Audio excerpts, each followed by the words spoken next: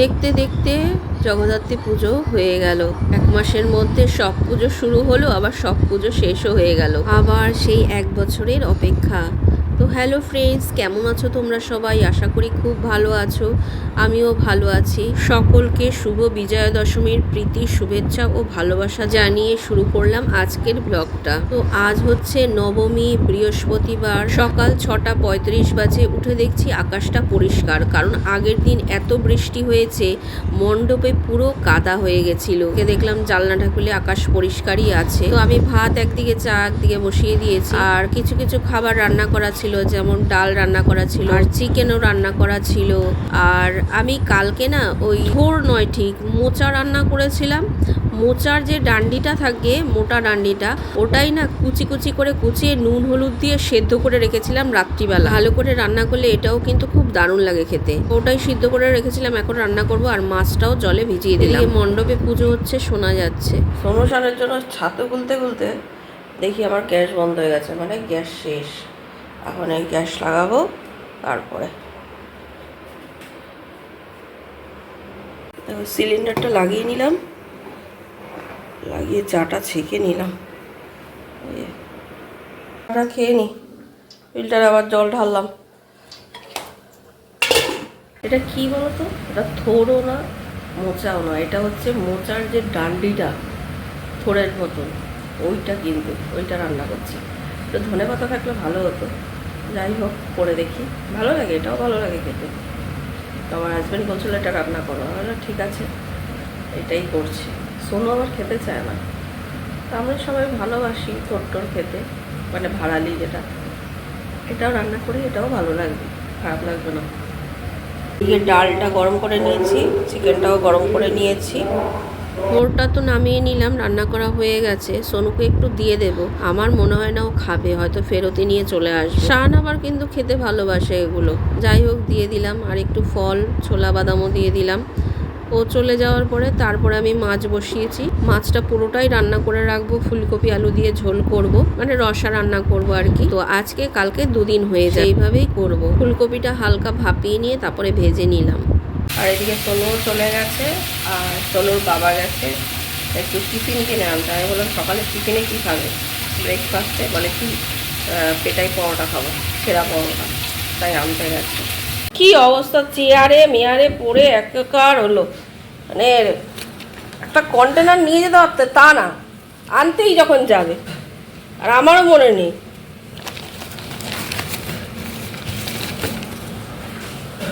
তরকারি পড়ে গেছে প্যাকেট থেকে ঢাল থেকে, যাই হোক তারপরে ওগুলো আবার পরিষ্কার করে টিফিন করে নিলাম সবাই মিলে। আর এদিকে দেখো আমার মাছটাও রান্না হয়ে গেছে, ফুলকপি আলু দিয়ে রসা কড়াই রয়েছে। এবার এটা ভাগ করে রাখবো আজকের আর কালকের জন্য। এইমাত্র বৃষ্টি নেমেছিল, আবার রোদ উঠে গেছে কীরকম। আর আমার এদিকে ঘরটা ছাদ দিয়ে ঘর মুছে নিয়েছি। এবার যাবো, স্নান করব।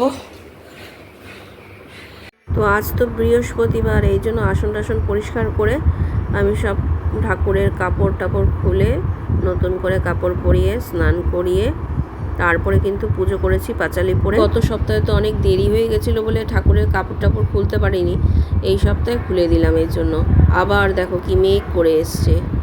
সন্ধ্যে টন্ধে দিয়ে চাউমিন বানাবো, ঘরে সবাই রয়েছে।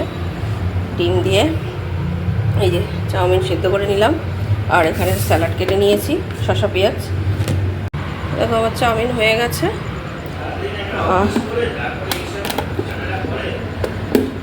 আর এখানে দেখো একটু চিকেন ম্যারিনেট করা রেখেছি, কালকের ম্যারিনেট করে রেখেছিলাম। চিকেন রান্না করেছিলাম আর সলিড একটু ম্যারিনেট করে রেখেছিলাম, পকোড়া বানাবো।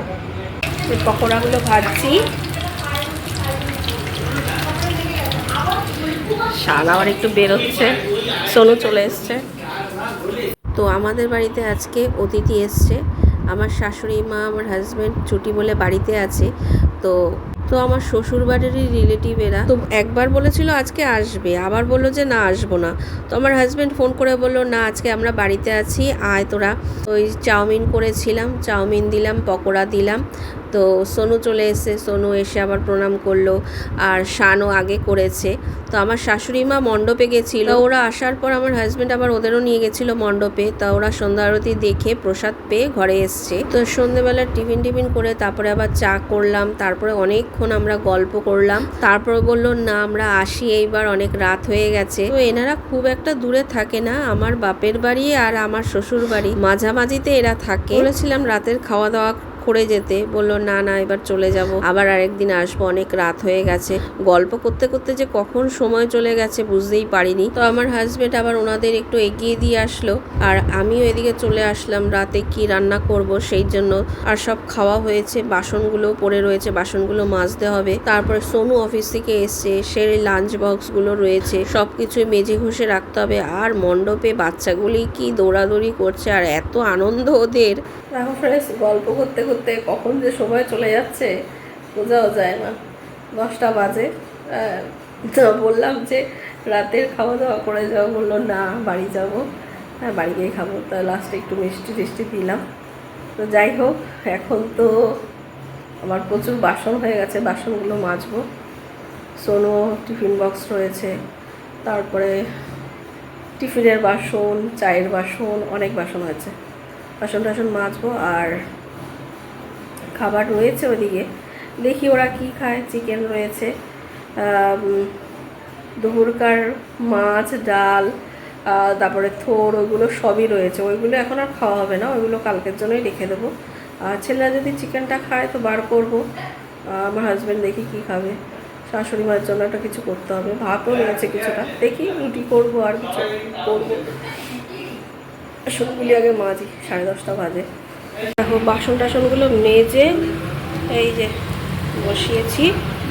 এখন এই যে সব টমেটো পেঁয়াজ টিয়াজ দিয়ে, তোমার হাজব্যান্ড বললো এরকম করে দাও, আমি আর মা খাবো। আর আমি আমার ছেলে, ছোট ছেলে খাবো ভাত, কারণ সোনু খাবে না। সোনু একেবারে চাউমিন টাউমিন বেশি করে খেয়ে নিয়েছে, ওর জন্য ও আর খাবে না। মিষ্টি খেয়েছে, তারপরে পকোড়া করেছিলাম ওই খেয়েছে, আর খাবে না বলছে। ওরা একবার বলেছিল যে মানে আজকে আসার কথা ছিল, পরে ফোন করে বললো যে আসবো না। তা আমি বললাম আজকে বাড়িতে আছি, আজকেই আসো, গাড়ি গাড়ি পুজো হচ্ছে। তো ওরা যখন এসছে তখন সন্ধ্যা আরতি হচ্ছিলো, ওইখানে গেছে, সন্ধ্যা আরতি দেখে আবার প্রসাদ পেলো, তারপরে ঘরে ঢুকলো। এসে তারপরে ওগুলো করলাম, চা করলাম, আবার তারপরে মিষ্টি দিলাম। রাত্রিবেলা দিয়ে গল্প টল্প করে অনেক কথাবার্তা হলো। ঘরে ছিলাম বলে তাই। যেদিন মানে বৃহস্পতিবার তো বেশিরভাগ দিনই বাইরে বেরিয়ে যাই আমরা। তো বললাম আজকে বাড়িতে আছি, তোমরা আসো। তো ওরা প্রথমে না করছিল, তারপর বললো ঠিক আছে আসছি। তো এসছে। আমার হাজব্যান্ডের কীরকম যেন আত্মীয় হয়, যাই হোক আমরা দাদা বৌদি বলে ডাকি, মানে কীরকম যেন আত্মীয় হয় আমি ঠিক কতটা গুছিয়ে বলতে পারবো না। যাই হোক, কালকে অষ্টমী পূজার সন্ধ্যারতিটা আমি দেখেছি কালকে, তো তোমাদের সঙ্গে তো শেয়ার করেছি। আর সকালবেলাও অঞ্জলি দিয়েছি, আমরা ঘরের সবাই অঞ্জলি দিয়েছি মোটামুটি কালকে অষ্টমী পুজো। শুধু সোনু বাদে, সোনু দেয়নি, সোনু তো অফিস চলে গেছিলো, সোনু দেয়নি, আমরা সবাই দিয়েছি। আর সন্ধ্যাবেলাও সন্ধ্যা আরতি দেখে প্রসাদ পেয়েছি। তো আজকে এগুলো করছিলাম বলে আমি আর যেতে পারিনি, সবাই গেছে, ওরা আজকে দেখলো। এইরকম করে নিলাম, ভাতটাও একটু গরম করে নিলাম, এখানে মিষ্টি আছে, চিকেনটা বার করে নিয়েছি। আজকের মতন তো শুয়ে পড়েছি। পরের দিন দেখো দশমীর দিন সন্ধেবেলা সন্ধ্যা আরতি দিয়ে ছাদে গেছি, কারণ আজকেই আমাদের প্রতিমা নিরঞ্জন হবে।